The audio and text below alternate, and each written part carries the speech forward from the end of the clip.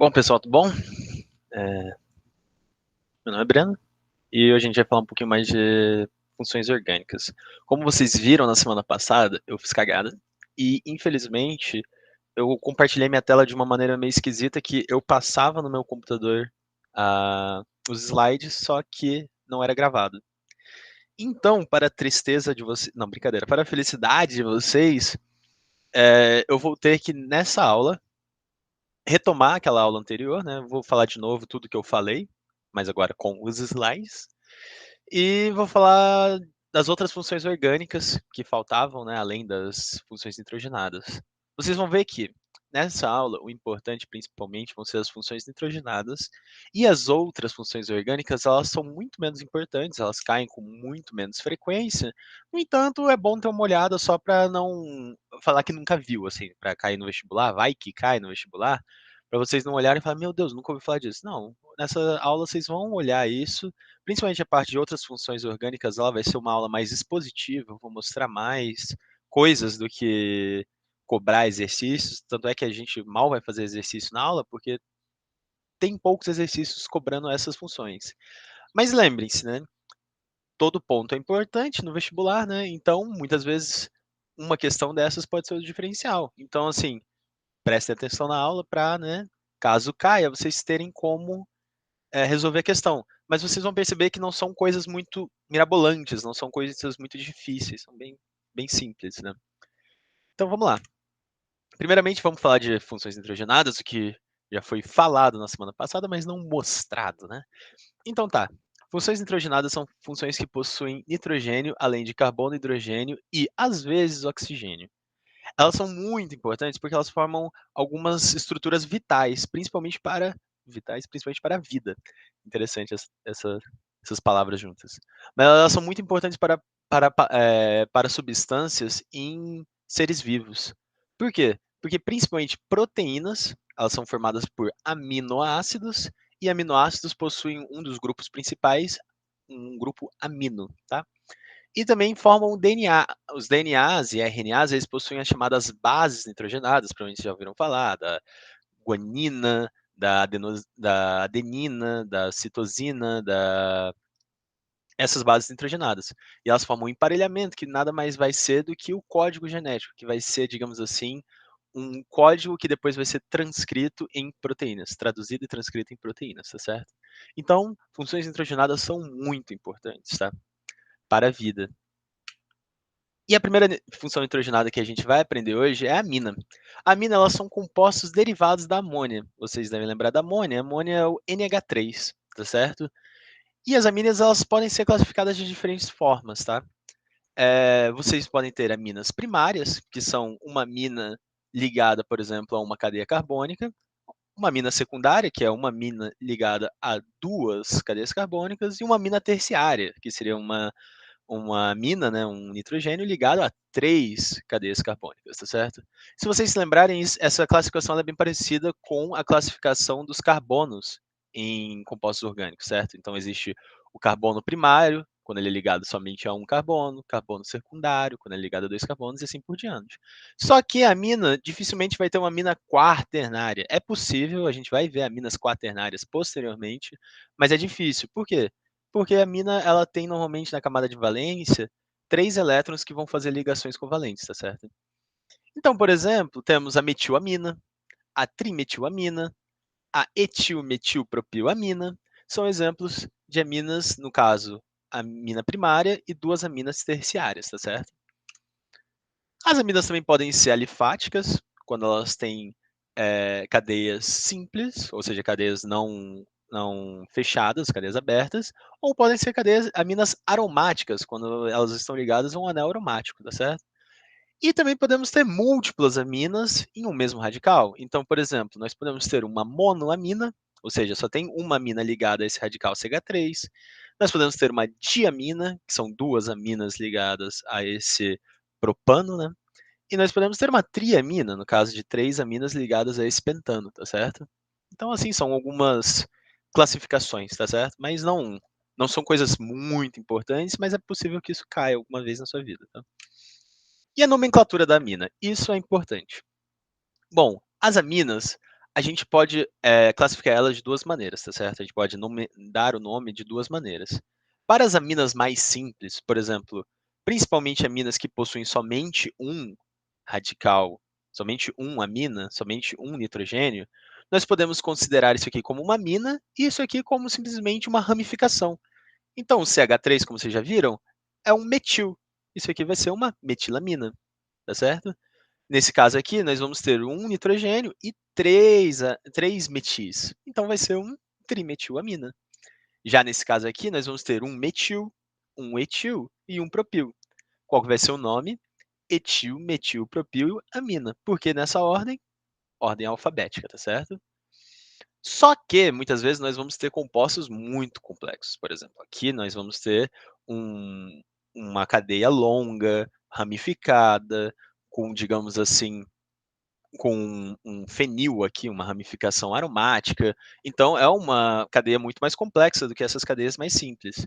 Então, como é que a gente vai fazer? A gente vai usar esse amina como um prefixo amino, sabe? Então, da mesma forma que a gente já fez antes com outros prefixos, por exemplo, se a gente tiver um OH, a gente pode chamar de hidroxi alguma coisa, aqui a gente vai chamar ele de amino alguma coisa, tá certo? Então, nesse caso, ele vai ter uma cadeia principal, a cadeia principal vai ser essa cadeia de 5 carbonos, e a gente vai ter que começar a contar a partir de um dos lados. Nesse caso, foi contado a partir da esquerda para a direita, para fazer com que os números sejam menores, tá certo? Eh, então, vamos lá, o nome desse aminoácido não, desculpa, dessa amina vai ser 2-amino, 4-fenil, 2,3-dimetil, pentano, tá certo? Outro exemplo que nós temos vai ser o do ácido aminoacético, ou seja, nós temos um ácido carboxílico aqui e uma amina ligado no carbono alfa, ou no carbono 2, no caso, tá? Então, nós vamos considerar isso aqui como se fosse uma ramificação, tá certo? Então, o nome disso aqui vai ser ácido aminoacético. E onde nós encontramos aminas no nosso dia a dia? Bom, aminas são encontradas, por exemplo, no corante anilina, não sei se já ouviram falar, é o corante que faz a cor anil, a cor azul. Nós temos a adrenalina, que é uma substância que é chamada de um neurohormônio, tá certo? É uma substância que entra no nosso corpo, ativa nosso sistema nervoso autônomo simpático, normalmente tende a fazer aquela nossa reação de fuga, ou como é que é, luta ou fuga, que é chamado, né? E também tem outras substâncias, como a nicotina, que está presente no cigarro, a cafeína, que vem do café, a morfina, que é utilizada como um forte analgésico. E se vocês notarem, todas elas têm a terminação "ina". Então, assim, nos nomes comuns, normalmente quando possuem aminas, eles possuem essa terminação "ina", tá certo? Então vamos fazer 2 exercícios resolvidos rapidamente aqui. Esse primeiro, vamos dar os nomes às aminas. Bom, esse primeiro caso, nós vamos ter um radical etil e uma amina. Qual vai ser o nome disso? Etilamina, tá certo? Nós também podemos chamar isso de aminoetano, tá certo? Mas normalmente a gente vai utilizar etilamina. Já nesse outro caso aqui, nós vamos ter dois radicais metil ligados a uma amina. Então, qual vai ser o nome? Vai ser dimetilamina, tá certo? Já nesse terceiro caso, um radical etil e um radical metil. Qual vai ser o nome? Etil-metilamina. Aqui temos um casinho um pouco mais difícil, tá certo? Então, a gente pode dar o nome a ele de quê? Nós vamos ver que nós temos uma cadeia de 3 carbonos e nós temos um metil nesse carbono que vai ser o carbono 2. Então, o que a gente vai chamar? A gente vai chamar ele de um amino 2 metil propano, tá certo? Nós também podemos chamar isso aqui de sec-butil, acredito que é sec-butil amina, tá certo? Mas é um pouco mais complicado, é mais fácil chamar de 1-amino 2-metil propano. Sec-butil, porque isso aqui são 4 carbonos, então ele vem do butano e ele tem um carbono que aqui vai estar ligado a dois radicais metis, então ele vai ser chamado de sec-butil. E por último, nós vamos ter essa amina aqui, que vai ser um radical amina do lado direito, um metil do lado esquerdo e um anel aromático no meio, tá certo? Lembrem-se que quando temos um CH3 ligado a um anel aromático, nós normalmente chamamos ele de tolueno, tá certo? E, se vocês se lembrarem, nós temos as posições das ramificações em relação à outra ramificação quando nós temos um anel aromático. Vocês se lembram disso? Então, nós vamos ter primeiro a, a posição orto, tá certo? Ou seja, se a gente tiver um CH3 e um NH2 aqui, a gente teria um ortotolueno. Se a gente tivesse um CH3 aqui e um NH2 aqui, nós teríamos um metatolueno. E como nós temos um CH3 aqui e um NH2 aqui do outro lado, nós teremos um para-aminotolueno, tá certo? Ou 4-aminotolueno. Agora vamos para outro exercício. Considere as seguintes fórmulas estruturais. Identifique a alternativa que apresenta, respectivamente, os nomes das funções correspondentes a essas fórmulas. Bom, primeiro, temos um OH, ou seja, uma hidroxila ligado a um propano, no caso, né? Que seria uma sequência carbônica insaturada. O nome disso aqui vai ser um álcool, correto? Então, álcool. Nesse outro caso, temos um NH2 ligado também a carbonos saturados, né? Ou seja, um propano. Nesse caso, vamos ter uma amina. Aqui temos um C-O entre dois carbonos. Isso é uma cetona. Lembrem-se, os aldeídos é quando temos uma C-O e um hidrogênio no carbono final, tá certo? E por último, nós teremos um ácido carboxílico. Por que um ácido carboxílico? Temos um C-O, OH no carbono terminal, tá? Então, a nossa resposta certa vai ser a letra B. Só um momento, eu vou ter que gritar um negocinho aqui com meu pai.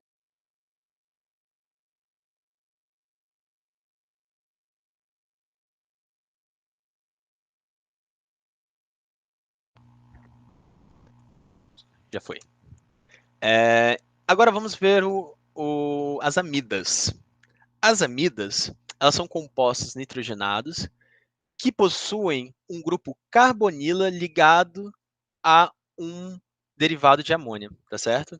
Então, nós vamos ter sempre um C-O, NH2. Entretanto, vocês vão ver algumas vezes na vida, digamos assim, a gente pode substituir esses hidrogênios aqui e formar os seguintes compostos, ou seja, nós podemos substituir um hidrogênio aqui e colocar um outro radical carbônico aqui. Então, a gente pode colocar, por exemplo, um etil desse lado, a gente pode colocar outra coisa assim. E o nome disso vai ser uma amida substituída, no caso, monossubstituída. Por que monossubstituída? Porque a gente está substituindo somente um dos Hs, ou seja, normalmente é H2, a gente vai substituir um dos Hs por um radical. Se a gente substituir os dois hidrogênios por radicais, vai ser uma amida dissubstituída, tá certo? Então, vamos para a nomenclatura das amidas. Bom, se vocês observarem, as amidas elas são muito parecidas com os ácidos carboxílicos. Se você ver, elas são derivadas dos ácidos carboxílicos, ou seja, nós tiramos o OH e colocamos uma derivada do amônio no lugar, ou seja, vai ser um C-O NH2, tá certo? Então, nós vamos utilizar exatamente a mesma nomenclatura dos ácidos carboxílicos. Só que, como a gente está colocando um NH2 no lugar, ele vai deixar de ser um ácido. Então, a gente vai só tirar o prefixo ácido. E a gente vai trocar o sufixo oico por amida. Então, esse aqui seria o ácido etanoico. Como a gente está substituindo, a gente tira o ácido da frente e coloca amida no lugar do oico, ou seja, vai ser uma etanamida. Já esse aqui, a gente teria um ácido 2-metil propanoico. A gente tira o ácido e vai ficar com 2-metil propanamida. E por fim, nesse caso aqui, a gente vai ter uma, uma amida substituída e se a gente só considerasse até aqui, tá certo? Até se fosse só o NH2, a gente teria uma propanamida, certo? Porque vem do ácido propanoico. No entanto, nós temos um radical metil, uma ramificação metil ligada a um nitrogênio. Então, a gente vai chamar de N N-metilpropanamida. E esse N significa que esse metil está ligado no nitrogênio, tá certo? É isso. E alguns exemplos de amida? Bom, dois exemplos claros são a ureia e o ácido úrico. Como vocês já devem ter visto na parte de biologia, as excretas dos animais normalmente são feitas em amônia inicialmente. Só que a amônia ela é uma substância bastante tóxica para o nosso corpo. Então não é muito bom para o nosso corpo ficar estocando amônia. O que nós fazemos então? Nossas células mandam a amônia para outros lugares, por exemplo, o fígado, e o fígado produz ureia no lugar da amônia, ou seja, transforma a amônia em ureia. A mesma coisa acontece com o ácido úrico. O ácido úrico ele é mais presente, por exemplo, em outros animais, como por exemplo aves, tá certo? Então vamos escrever as fórmulas dos seguintes compostos. 3-metilpentanamida. Bom, 3-metilpentanamida, ele vai vir do quê? Ele vai vir de um ácido. Qual ácido? O ácido 3-metilpentanoico. Então, esse aqui vai ser o ácido 3-metilpentanoico, ou seja, vamos ter uma cadeia carbônica com 3 carbonos e um metil ligado no carbono 3, tá certo? Como ele é uma amida, nós iremos substituir o OH por um NH2. Então, esse é o 3-metilpentanamida. B, ortometilbenzamida, ou seja, ortometilbenzamida. O que a gente vai ter? Como é uma benzamida, ele vai vir do ácido benzoico, tá certo? Opa, desapareceu sem querer.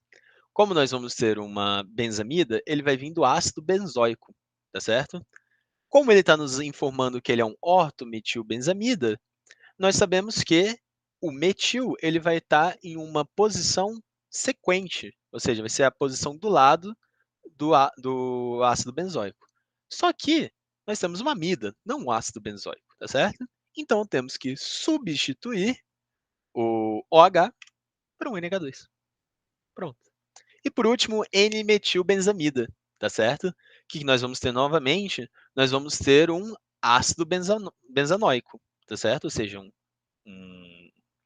benzeno com COOH, tá certo? Só que nós temos um N-metilbenzamida, tá certo? E só antes, né, vamos transformar isso aqui numa benzamida, nós vamos substituir o OH pelo NH2, tá? Mas só que nós temos um N-metilbenzamida, ou seja, nós vamos ter um metil ligado a esse nitrogênio aqui. Então, nós iremos reduzir um dos hidrogênios e ligar um metil aqui. Pronto. Esse é o N-metilbenzamida, tá certo? Muito simples. Agora vamos para o próximo exercício. A lidocaína, um anestésico local amplamente empregado em odontologia, tem a seguinte fórmula, tá certo? Nessa estrutura, reconhecem-se as funções. Vamos começar de baixo para cima, tá certo? Bom, nós temos uma cetona. Talvez vocês olhassem rápido isso aqui e falaram, temos uma cetona aqui no meio do componente, então é uma cetona. Não é uma cetona, não é uma cetona porque nós temos um C dupla O ao lado de um derivado do amônio. Isso é uma amida, então não temos uma cetona. Temos uma amina primária? Bom, essa aqui é uma amina terciária, e essa aqui também é uma amina secundária, então não temos uma amina primária, tá certo? Porque esse NH está ligado a esse C, e é esse C aqui, e esse N está ligado a esse C e a 2 radicais etil, tá certo? Então, isso aqui é uma amina terciária, isso aqui é uma amina... Opa, isso aqui não é uma amina, desculpa, confundi ali. Isso aqui não é uma amina, isso aqui é uma amida, tá? Então, desconsidera que eu falei, isso aqui não é uma amina, tá? D. Temos uma amina primária? Não, não temos uma amina primária. A gente já viu que não temos uma amina primária, temos uma amina terciária aqui. Temos uma amina secundária e uma amina terciária? Bom, temos uma amina terciária aqui, mas isso aqui não é uma amina, tá? Falei aqui errado. Isso aqui é uma amida, então não temos. Temos uma amida e uma amina secundária? Bom, nós temos uma amida, mas não temos uma amina secundária, nós temos uma amina terciária. E por fim, uma amida e uma amina terciária. Correto, letra A, tá? E agora a gente vai falar rapidamente sobre nitrilas e isonitrilas, certo? Nitrilas, eles possuem um grupo funcional C ligado com uma tripla ligação a um nitrogênio, tá? Vocês provavelmente já viram na parte de química inorgânica do ácido cianídrico, certo? E quando ele perde o H, ele forma o cianeto. Então, basicamente, esse grupo aqui, ele é um grupo derivado do cianeto. Então, por exemplo, nós temos alguns exemplos aqui. Esse aqui é o ácido cianídrico, certo? Perdendo o H e fazendo uma ligação com o metil, ele se torna o cianeto de metila. Bom, essas nomenclaturas não são muito importantes, dificilmente vão te perguntar, eu nunca vi, a nomenclatura de nitrilas, tá? Um exemplo de nitrila é a acronitrila, que ela é formada para acrílicos. Temos também isonitrilas, que possuem um grupo funcional N, ligação dupla covalente com C, e uma ligação dativa com esse C aqui, tá certo? Em geral, eles são estáveis, então eles são utilizados em processos intermediários para produzir outros produtos. Mas notem, tá certo? Qual a diferença entre nitrilas e isonitrilas? A diferença é que, no caso das nitrilas, nós vamos ter um radical ligado a um carbono, depois ligado ao nitrogênio, tá certo? Em caso de isonitrilas, nós vamos ter um radical ligado a nitrogênio para depois ser ligado a um carbono. Então, quando a gente tiver uma nitrila, nós vamos ter um CN. A fórmula vai estar mostrando um CN. Se nós tivermos um NC, ou seja, se a gente tiver, por exemplo, um radical aqui NC, isso aqui vai ser uma isonitrila, tá certo? E por último, dos compostos nitrogenados, nós temos os nitrocompostos, tá certo?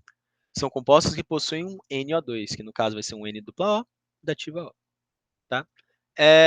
Como vocês podem ver, a nomenclatura deles é bastante simples, então vai ser nitro alguma coisa. Então, por exemplo, se tivermos um CH3, ou seja, um metano, no caso, nós vamos ter um nitrometano. Se nós tivermos um benzeno, nitrobenzeno, tá certo?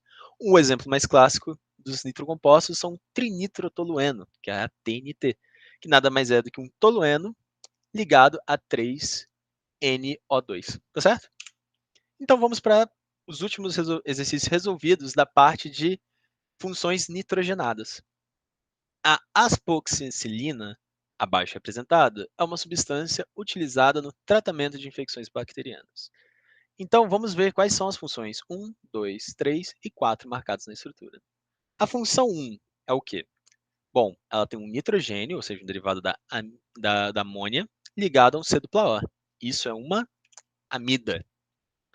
Depois, nós temos um OH, uma hidroxila, ligado a um anel benzênico. Isso aqui vai ser o quê? Vai ser um fenol.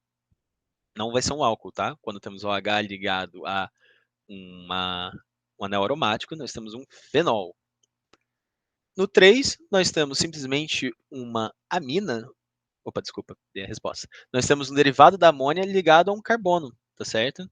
Como é um derivado da amônia ligado a um carbono normal, não é uma carbonila, nós vamos ter uma amina. E por fim, o C dupla O OH é típico do ácido carboxílico. Resposta letra A.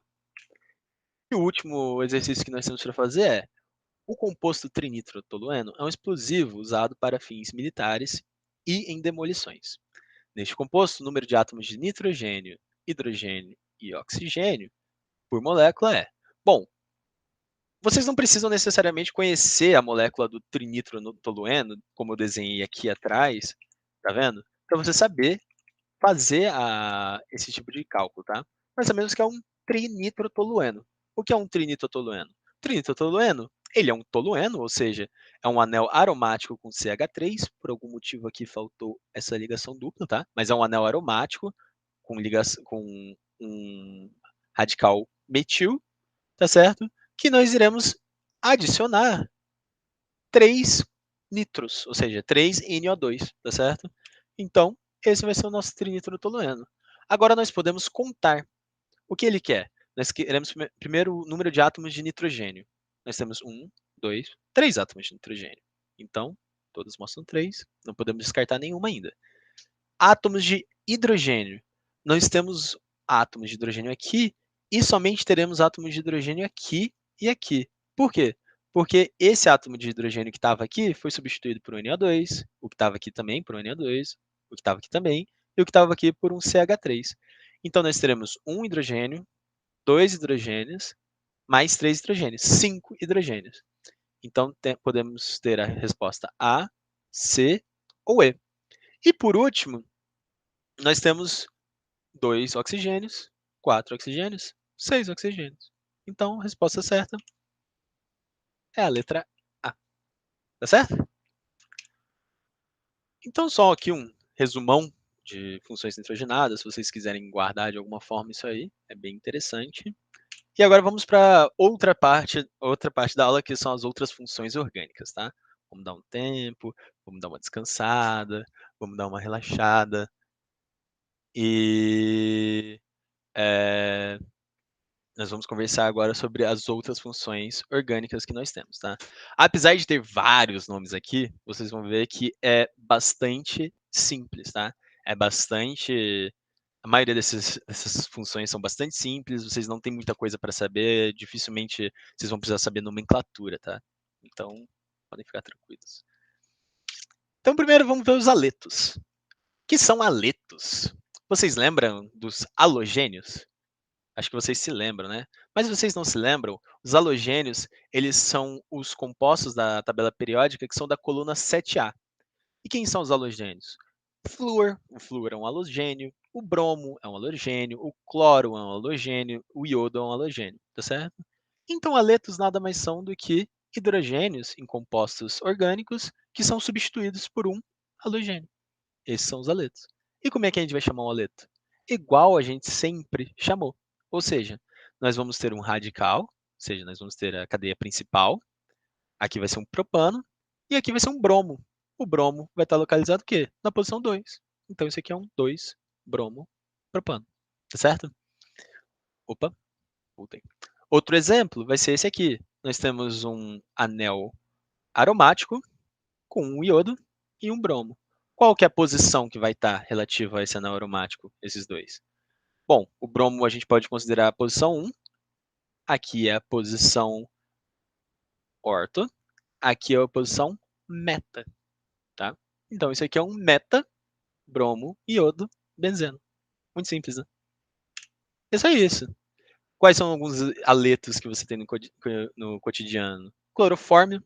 Clorofórmio era usado como anestésico muito tempo atrás. O freon, que são os famosos clorofluorcarbonos, já devem ter ouvido falar, que são responsáveis pelo buraco na camada de ozônio.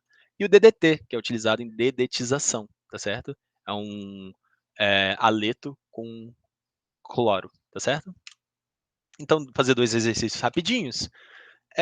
Durante a Segunda Guerra Mundial, durante a Guerra do Vietnã, o chamado agente laranja, que atuava como desfolhante nas árvores, foi destaque, pois essa substância é altamente cancerígena. As funções presentes na molécula desse composto são: bom, quais são as funções? A gente pode observar. Nós temos cloros ligados a um radical carbônico, então isso aqui vai ser um aleto. Nós temos um oxigênio entre átomos de carbono, então isso aqui vai ser um éter. E nós também teremos o quê? Um ácido carboxílico, ou seja, um C+O, OH. Então, nossa resposta certa vai ser a letra B. Éter, aleto orgânico e ácido carboxílico. E qual a nomenclatura e o PAC dos compostos abaixo? A, isopentano. Opa, desculpa, não. Vou começar aqui observando as estruturas, tá certo? O que nós vamos ter aqui? Nós vamos ter uma cadeia principal com 4 carbonos e uma ramificação metil no carbono 2, certo? Porque nós começaremos a contar desse lado. Então, qual vai ser o nome desse composto? Ele vai ser um butano, porque tem 4 carbonos aqui, e vai ser um metil no carbono 2, ou seja, vai ser um 2-metilbutano, tá certo? Já nesse outro caso, nós vamos ter um cloro ligado ao carbono 2 também. Nós teremos um propano, então aqui vamos ser um 2-cloropropano, tá? E por fim, nós vamos ter um OH, que vai definir um álcool, em uma molécula de butano, na posição 2. Então vai ser um butano 2-ol, um 2-butanol. Nossa resposta certa vai ser B, 2-metilbutano, 2-cloropropano e 2-butanol. Tá certo? Agora vamos falar de compostos sulfurados. Se vocês observarem a nossa tabela periódica, a nossa linda tabela periódica, nós vamos ver que o enxofre ele é da mesma família do oxigênio, tá certo? E o que isso significa? Isso significa que todas essas ligações que a gente tem do oxigênio, nós também poderíamos fazer com enxofre, tá certo? Então, para tristeza de vocês, quer dizer, felicidade de vocês, nós temos como utilizar todas essas funções, só que em vez de oxigênio, um enxofre. Então, por exemplo, isso aqui, em vez de ser um metanol, vai ser um metanotiol, tá? Que é um tio álcool. Nesse caso aqui, nós teríamos um éter dimetílico, nós vamos ter um sulfeto de dimetila, tá certo? Ele é um tio éter. Aqui nós teremos uma propanona, que é uma cetona. Se nós substituirmos por um enxofre, nós vamos ter uma propanotiona, que é uma tiocetona. Então, vocês já observaram, né, que o nome de compostos sulfurados, eles vão ter um tio, tá certo? No lugar do, junto da terminação, tá certo? Vocês precisam saber isso? Bom, é legal saber que tem o tio ali, mas vocês não precisam saber a nomenclatura de tioéteres ou tiocetonas, tá? É só para vocês saberem mais como curiosidade, e às vezes isso pode cair no vestibular de vocês. O que que é um tioálcool, tá certo? Daí vocês vão falar, olha, tioálcool é um álcool em que o oxigênio foi substituído por um enxofre. Legal, né? E também, como a gente pode ver aqui, nós temos outras, né, outras substâncias que podem ser utilizadas no lugar. Por exemplo, o selênio, o telúrio, ele pode ser utilizado no lugar do oxigênio. Assim como no caso do carbono, a gente pode utilizar silício e germânio no lugar do carbono e realizar cadeias com silício e germânio, por exemplo, tá certo? Então, por exemplo, aqui nós podemos utilizar um selênio no lugar do oxigênio, e aí a gente vai ter um selenol, vai ser um metanoselenol. A gente pode usar o telúrio, vai ser um metanotelurol, que é semelhante aos álcoois. Nós podemos ter uns éteres que, em vez de oxigênio, vai ter selênio e telúrio, tá certo? E também a gente pode ter o silício no meio de carbonos e formar cadeias com silício, tá certo? Então, assim, é interessante essa parte da química, porque como esses elementos são bastante semelhantes, eles podem realizar ligações bastante semelhantes entre si, tá certo? Então, alguns compostos sulfurados, um exemplo é a alicina, que dá aquele cheiro gostoso do alho. Temos os disulfetos, existem vários compostos orgânicos que formam pontes de sulfetos, ou seja, átomos de enxofre no meio de compostos podem se ligar e formar pontes de sulfeto. Temos siliconas, que formam silicones, que são nada mais são do que compostos com silício em vez de carbono, e assim por diante, tá? Então vamos fazer um exercício resolvido rapidinho. O odor típico do alho é devido ao composto de enxofre chamado alicina, que é produzido pela ação de uma enzima do alho sobre a substância alina. Sobre a alina, é correto afirmar que tem uma cadeia homogênea? Aí a gente já pode parar. Não tem uma cadeia homogênea porque tem um enxofre como um heteroácido, tá certo?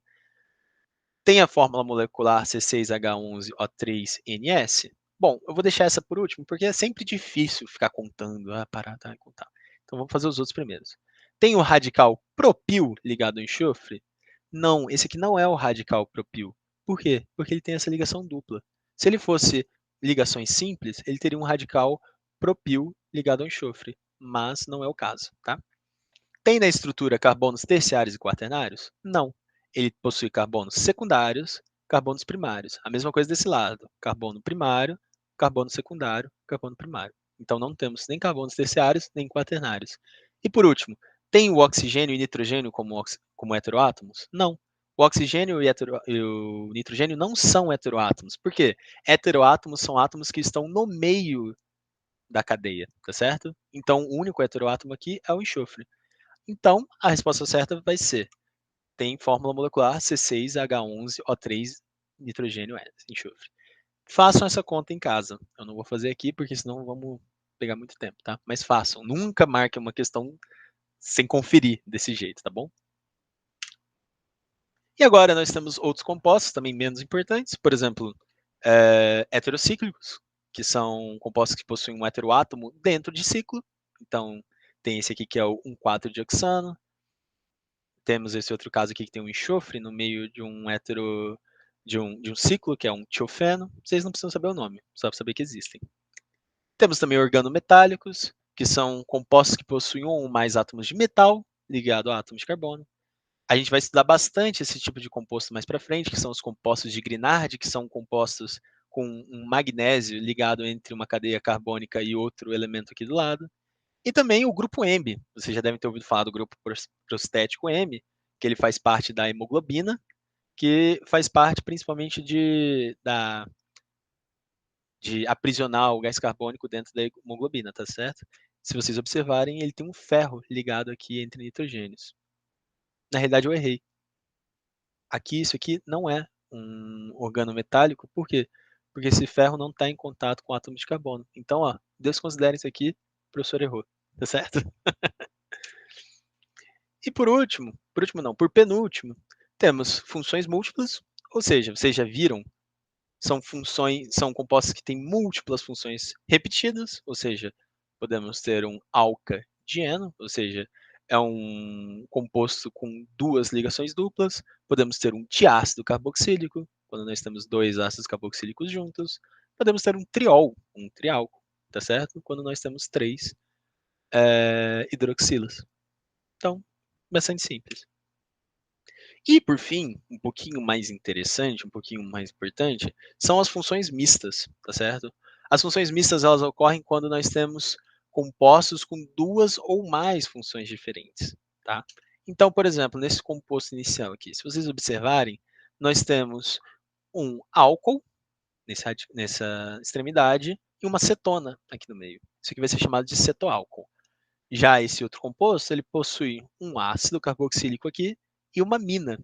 Isso aqui vai ser chamado de aminoácido. Vocês já ouviram falar provavelmente dos aminoácidos que fazem parte das proteínas. Só que o que é importante aqui? O mais importante aqui é vocês saberem que normalmente compostos com funções mistas, eles vão ter características mistas. Então, por exemplo, aminoácidos, bom, ácidos a gente sabe que possuem ácidos carboxílicos, eles possuem propriedades ácidas, certo? Por isso que se chamam ácidos. Mas aminas, a gente vai ver mais para frente, as aminas elas têm propriedades básicas. Então, o que acontece? O aminoácido, dependendo do pH que ele está atuando, ele pode estar com uma função mais ácida ou uma função mais básica. Tudo isso por conta dos seus dois radicais que têm essas características, tá certo? A mesma coisa vai acontecer com uma cetona e um álcool. Ou seja, os dois vão atuar de maneira a influenciar nas características do produto final. Só que tem uma coisa um pouco importante nisso. Como você daria um nome para esse composto aqui? Porque se você pensar, isso aqui nada mais vai ser do que o quê? Um etanol, ou seja, um etanol não, desculpa, um álcool, ou seja, vai terminar com um ol no fim, e aqui vai ser uma cetona. A gente teria um radical ona no final. Então, como é que a gente vai fazer isso? Bom, a gente vai ter uma graduação de importância, como se fosse, que vai da esquerda para a direita, sendo da esquerda o mais importante, da direita o menos importante. Ou seja, um ácido, se nós tivermos um ácido, por exemplo, um aminoácido, o ácido vai sempre ser a função principal. A mesma coisa vai se dizer na amida, no caso que a gente não tiver um ácido, vai ser o aldeído, se a gente não tiver nem amida e ácido, o aldeído vai ser a função principal, e assim por diante, tá? Então, a terminação, ela vai ser sempre daquele que tiver a função principal, tá certo? Então, esse aqui é aquele mesmo composto lá de cima. Qual vai ser o nome desse composto? Bom, o nome desse composto vai ser 4-hidroxibutano-2-ona. Por que vai ser esse nome? Bom, ona, porque a cetona vai ser nossa função principal, e a gente vai escolher essa contagem, por quê? Porque a cetona vai ter o menor número, tá certo? Então vai ser um 4-hidroxibutanona. Se vocês se lembrarem, quando a gente tem hidróxido, quando a gente tem um álcool, a gente pode, em vez de utilizar o ol como terminação, nós podemos utilizar o radical hidroxi para colocar a posição do álcool, tá certo? E um outro caso seria o ácido, esse aminoácido aqui, que nós vamos ter, seria um ácido butanóico, mas vamos ter uma amina no carbono 2. Então, isso aqui vai ser um ácido 2-amino-butanóico. Novamente, Se nós não tivéssemos esse ácido, nós não tivéssemos esse ácido carboxílico, a gente poderia chamar de, por exemplo, butilamina, tá certo? Mas, como nós temos um ácido aqui, nós vamos ter que chamá-lo de ácido 2-aminobutanoico, tá certo? Ou seja, quanto mais para a esquerda tiver, mais vai ser a função principal do composto, tá?